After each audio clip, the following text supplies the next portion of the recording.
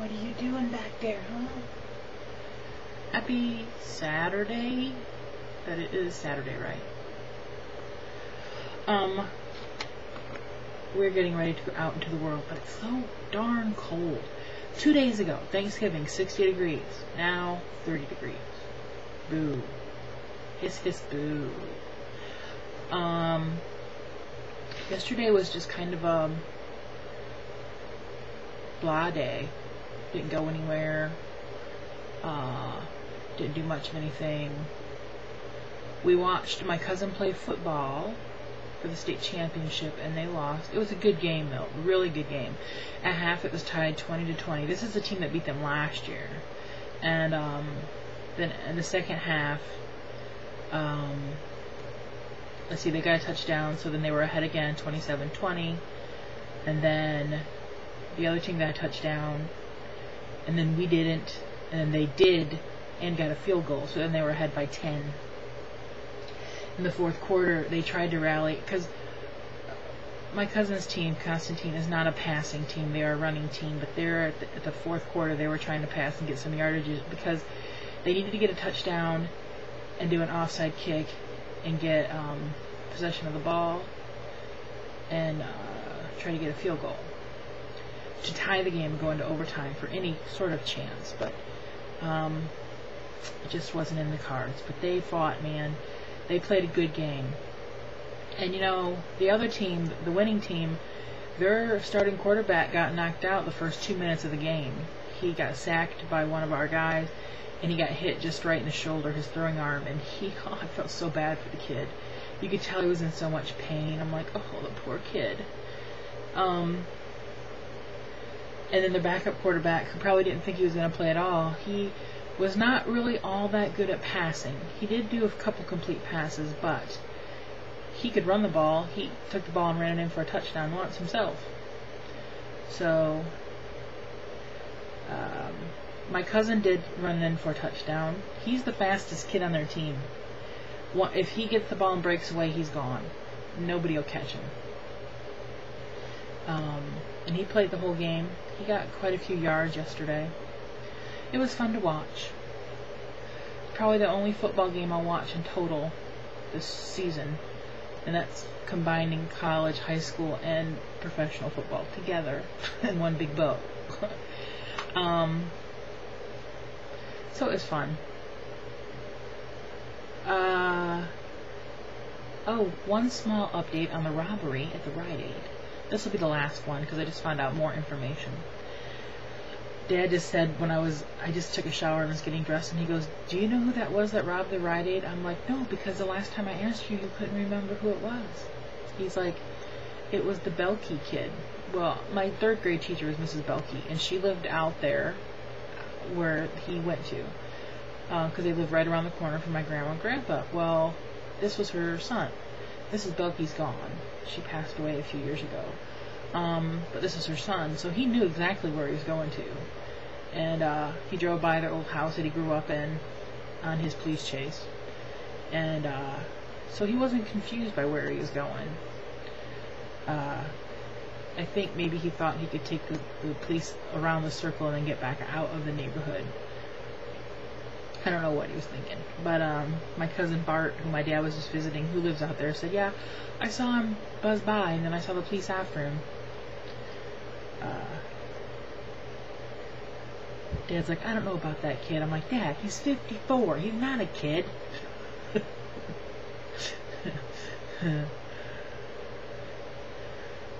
So, yeah.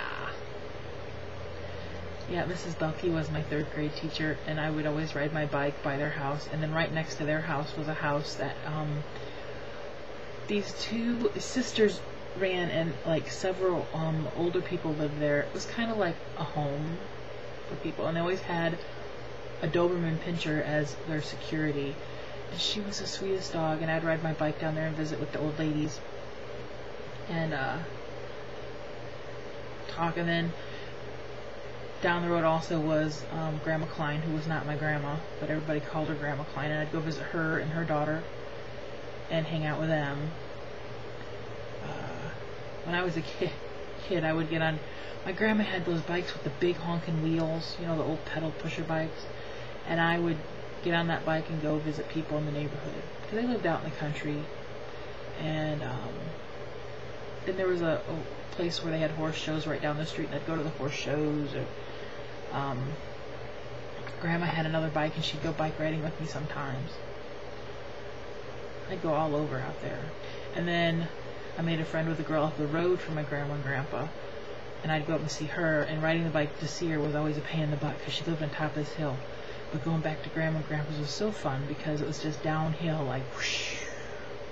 You really didn't have to pedal all the way to grandma's, you just glided all the way down. I'm just babbling now, reminiscing. I'm getting ready to put my socks on and my shoes on, and we're going to go out into the 30-degree world. And I don't really know what our plan is. I don't think we're going to go shopping anywhere because crazy people. And I think Dad wants to go out and get a bite to eat. We finished our leftovers up yesterday. So I think that's probably the plan. Stan. Surprised the cat's not scratching on the door to get out, but she's not. I guess that's about it. I do need to go shopping this next week, though. I just keep on going. It's my MO. Because I have a few presents I have to buy. I gotta finish my Secret Santa stuff up, and I gotta buy a $10 gift for the gift exchange at the Christmas dinner for the American Legion Auxiliary Women.